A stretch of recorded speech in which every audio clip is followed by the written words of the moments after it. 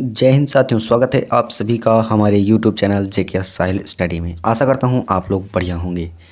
तो आज के लेक्चर में हम देखने वाले हैं दैनिक समसामयिकी डेली करंट अफेयर 6 दिसंबर 2022 का करंट अफेयर।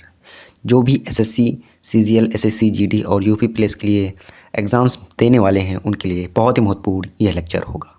10 क्वेश्चन रहेंगे, फटाफट से इनको आंसर भी आपको देते जाना है और लास्ट में आपको कमेंट पे आंसर इसका देकर बताना होगा। चलिए फटाफट से शुरू करते हैं। फटाफट से वीडियो को लाइक कर दीजिए, चैनल को सब्सक्राइब करके बेल आइकन प्रेस कर दीजिए। आने वाले वीडियो बहुत ही महत्वपूर्ण आपके लिए साबित होंगे। चलिए शुरू करते हैं। पहला क्वेश्चन, इनको आपको नोट डाउन करते जाना है, अलग से कॉपी पेन लेकर बैठिएगा और उसको नोट डाउन भी करते जाइएगा। चलिए फटाफट से क्वेश्चंस देखते हैं आज के करंट अफेयर। पहला question, US think tank early warning project की हालिया रिपोर्ट के अनुसार भारत उन देशों में कौन से स्थान पर है जो 2022 और 2023 में सामूहिक हत्या के लिए सबसे अधिक जोखिम में। तो हमारे भारत देश का स्थान कौन सा है ये आपको बताना है। जोखिम भरे जो सामूहिक हत्या हैं उनके लिए सबसे अधिक जोखिम में है। तो कौन से स्थान पर 2022 और 23 में, फटाफट से आंसर दीजिए। क्या हो जाएगा राइट आंसर? ऑप्शंस आपके 7वें स्थान पर, 8वें स्थान पर, 9वें स्थान पर या फिर 5वें स्थान पर। फटाफट से आंसर दीजिए।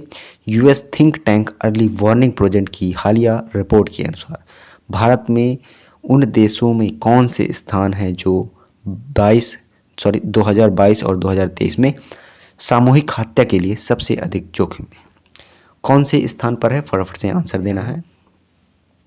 चलिए बात कर लेते हैं US think tank early warning project. ये क्या होता है? इसमें जो शोध संस्थान हैं, राजनीतिक नीतियां हैं, रणनीति हैं, अर्थशास्त्र है, इससे संबंधित इसमें विषय रखे जाते हैं। तो यहाँ पर आपका राइट आंसर क्या हो जाएगा? 8वां स्थान। हमारे भारत देश का 8वां स्थान है 2022 और 23 में सामूहिक हत्याओं के लिए सबसे अधिक जोखिम में। तो आपका राइट आंसर क्या हो जाएगा? बी करेक्ट आंसर हो जाएगा। चलिए अगला क्वेश्चन देते हैं, बहुत ही महत्वपूर्ण है, इनको आपको नोट डाउन करते जाना, 100% एग्जाम्स में छपेंगे। अगला क्वेश्चन है, हाल ही में आंकड़ों के अनुसार राष्ट्रीय एड्स नियंत्रण संगठन NACO ने घोषणा की है कि 2010 और 2021 के बीच देश की HIV संक्रमण की वार्षिक दर में कितने प्रतिशत की गिरावट आई है। यहाँ पर आपको बताना है कि HIV संक्रमण की वार्षिक दर में कितने परसेंट की गिरावट आई। ऑप्शंस आपके हैं 44%, 43%, 46% या फिर 50%। राइट आंसर क्या हो जाएगा? फटाफट से आंसर दीजिए। हाल ही में आंकड़ों के अनुसार राष्ट्रीय एड्स नियंत्रक संगठन ने घोषणा की है 2010 और 2021 के बीच HIV संक्रमण वार्षिक दर में कितने परसेंट की गिरावट आई, ये आपको बताना है। फटाफट से आंसर दीजिए। राइट आंसर क्या हो जाएगा? चलिए बात कर लेते हैं HIV क्या होता है, फुल फॉर्म क्या होता है इसका? Human immuno deficiency virus. ठीक है, आपको इसको ध्यान रखना है। यहाँ पर आपका राइट आंसर क्या होगा? 46% इसमें गिरावट आई है। यहाँ पर आपको पूछा जा रहा है कि 2010 और 2021 के बीच HIV संक्रमण की वार्षिक दर कितने परसेंट की गिरावट है, तो आपका राइट आंसर 46% हो जाएगा। ठीक है, सी आपका राइट आंसर हो जाएगा। और इसमें ये भी रखना है कौन कौन सी राष्ट्रीय एड्स नियंत्रक संगठन, इसकी स्थापना कब हुई? 1992 में। ये भी आपसे पूछा जा सकता है कि NACO इसका फुल फॉर्म क्या होता है, ये भी आपको ध्यान रखना है। राष्ट्रीय एड्स नियंत्रक संगठन, ठीक है, ये आपको ध्यान रखना है। और इसका मुख्यालय की बात करें तो नई दिल्ली में है। कहाँ पर है? दिल्ली में इसका मुख्यालय है, तो आपको ध्यान रखना है। तो करेक्ट आंसर आपका सी हो जाएगा। चलिए अगला क्वेश्चन देखते हैं। चलिए अगला क्वेश्चन है, चलिए क्वेश्चन क्या है, हाल ही में किस राज्य ने आरक्षण बढ़ाकर 76% करने के लिए विधेयक पारित किया है? ऑप्शंस आपके हैं छत्तीसगढ़, राजस्थान, झारखंड, बिहार। राइट आंसर क्या हो जाएगा? फटाफट से आंसर दीजिए। किस राज्य ने आरक्षण बढ़ाकर 76% विधेयक पारित किया है? फटाफट से आंसर क्या हो जाएगा? चलिए तो यहाँ पर आपका राइट आंसर क्या हो जाएगा? छत्तीसगढ़। ए राइट आंसर हो जाएगा। छत्तीसगढ़ राज्य ने आरक्षण बढ़ाकर कितना कर लिया है? 76% कर लिया है, उसके विधेयक पारित कर लिया है। ठीक है, तो यहाँ पर आपका राइट आंसर ए करेक्ट हो जाएगा। चलिए बात कर लेते हैं, इसके राजधानी क्या है?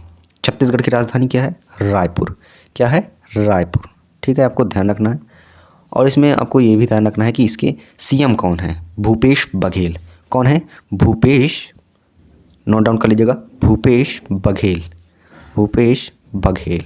ठीक है, आपको ध्यान रखना है। इसके CM कौन है छत्तीसगढ़ के? भूपेश बघेल हैं। तो आपका राइट आंसर ए करेक्ट हो जाएगा। छत्तीसगढ़ ने आरक्षण बढ़ाकर 76% करने के विधेयक पारित किया है। ए राइट आंसर हो जाएगा।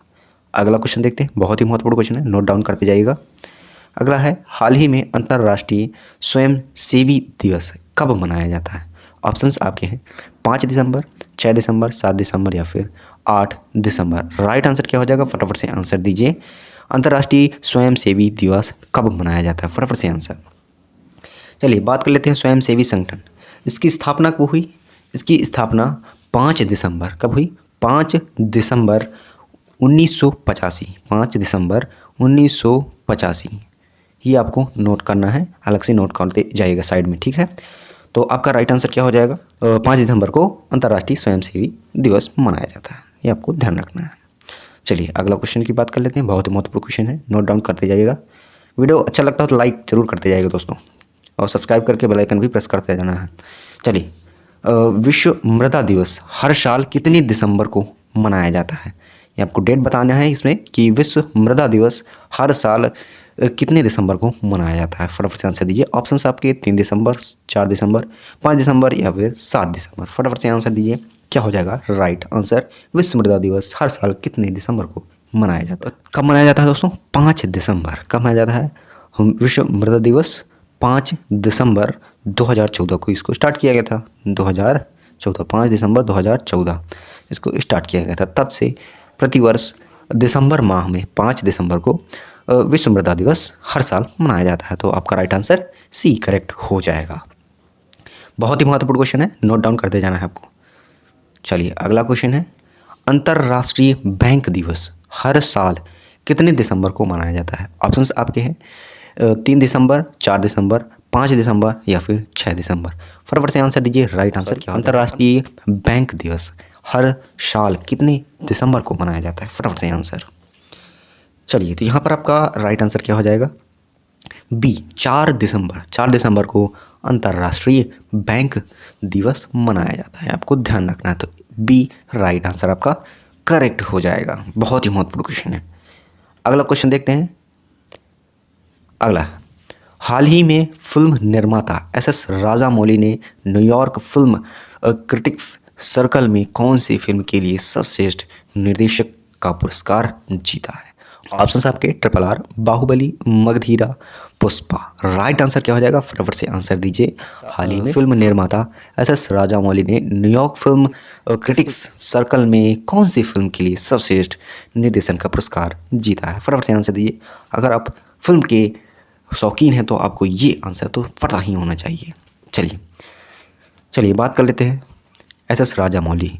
इन्होंने हाल ही में RRR फिल्म बनाई थी, उनका निर्देशन किया था, इन्हीं के लिए इनको पुरस्कार दिया गया। फिल्म कौन सी फिल्म है? RRR, ठीक है। RRR सर्वश्रेष्ठ निर्देशन का पुरस्कार दिया गया था, ये आपको ध्यान रखना है। इसमें कौन कौन थे? NTR और रामचरण जो हीरो थे, ये आपको पता ही होगा, आपने अगर RRR देखी होगी। चलिए बहुत ही महत्वपूर्ण क्वेश्चन है, इसको भी याद रखिएगा। चलिए अगला क्वेश्चन है, हाल ही में NPCI ने UPI वॉल्यूम कैंप डेडलाइन को कितने साल के लिए बढ़ाया है? ऑप्शंस आपके 1 साल, 2 साल, 3 साल या फिर 4 साल। फटाफट से आंसर क्या हो जाएगा? हाल ही में NPCI ने UPI वॉल्यूम कैंप डेडलाइन को कितने साल के लिए बढ़ाया है? फटाफट से आंसर दीजिए, क्या हो जाएगा? चलिए बात कर लेते हैं NPCI का फुल फॉर्म क्या होता है? National payment corporation of India. ये आपको ध्यान रखना है, ये भी आपसे पूछा जा सकता है। National payment corporation of India NPCI का फुल फॉर्म होता है। और UPI का क्या होता है? ये भी आपसे पूछा जा सकता है कि UPI का फुल फॉर्म क्या होता है? Unified payment interface. Unified payment interface, ठीक है, UPI का फुल फॉर्म होता है। तो यहाँ पर आपसे पूछा जा रहा है कि हाल ही में NPCI ने UPI वॉल्यूम कैंप डेडलाइन को कितने साल के लिए बढ़ाया है? तो आपका राइट आंसर 2 साल हो जाएगा, बी राइट आंसर हो जाएगा। बहुत ही महत्वपूर्ण क्वेश्चन है, आपको याद रखना है। चलिए अगला क्वेश्चन की ओर चलते हैं, बहुत ही महत्वपूर्ण क्वेश्चन है, नोट डाउन करते जाएगा दोस्तों। अगला, हाल ही में भारत के प्रमुख कनेक्टेड लाइफस्टाइल नॉइस ने किसको अपनी स्मार्ट वॉच के लिए अपना नया ब्रांड एम्बेसडर बनाया है? किसे बनाया है? ऑप्शंस आपके हैं, फटाफट से आंसर दीजिएगा। सूर्य कुमार यादव, विराट कोहली, रोहित शर्मा, शिखर धवन। राइट आंसर क्या हो जाएगा, फटाफट से आंसर दीजिए। हाल ही में भारत के प्रमुख connected lifestyle tech brand Noise ने किसे अपनी स्मार्ट वॉच के लिए ब्रांड एम्बेसडर चुना है, किसे चुना है, फटाफट से आंसर दीजिए। चलिए बात कर लेते हैं नॉइस। इसका मुख्यालय कहाँ पर है, इसका मुख्यालय गुरुग्राम में है, गुरुग्राम हरियाणा में है। कहाँ पर है, गुरुग्राम में इसका मुख्यालय है, ये आपको ध्यान रखना है। और यह कौन सी कंपनी है, electronic device making, electronic device अपने इसके खरीदे भी होंगे, आप जानते होंगे। काफ़ी अच्छी कंपनी है नॉइस की, ठीक है। तो ये आपको ध्यान रखना है। ये स्मार्ट वॉच और वायरलेस ईयरफोन्स ये सब बनाती हैं। इसकी फाउंडर की बात करें, फाउंडर कौन है, गौरव खत्री। कौन है, गौरव खत्री और अमित खत्री। कौन है, ये इन्होंने दोनों ने मिलकर बनाया है, गौरव खत्री और अमित खत्री। और सीईओ कौन है, गौरव खत्री, आपको ध्यान रखना है। तो यहाँ पर आपसे पूछा जा रहा है, क्या पूछा जा रहा है कि इसके नए ब्रांड एम्बेसडर बनाए गए हैं, किसे बनाए गए हैं, नॉइस के नए ब्रांड एम्बेसडर। चलिए तो यहाँ पर आपका राइट आंसर क्या हो जाएगा, Virat Kohli, B right answer हो जाएगा। विराट कोहली को नया ब्रांड एम्बेसडर बनाया गया है। किसका बनाया गया है, नॉइस, ये लाइफस्टाइल टेक ब्रांड है, आपको ध्यान रखना है। तो आपका राइट आंसर बी करेक्ट हो जाएगा।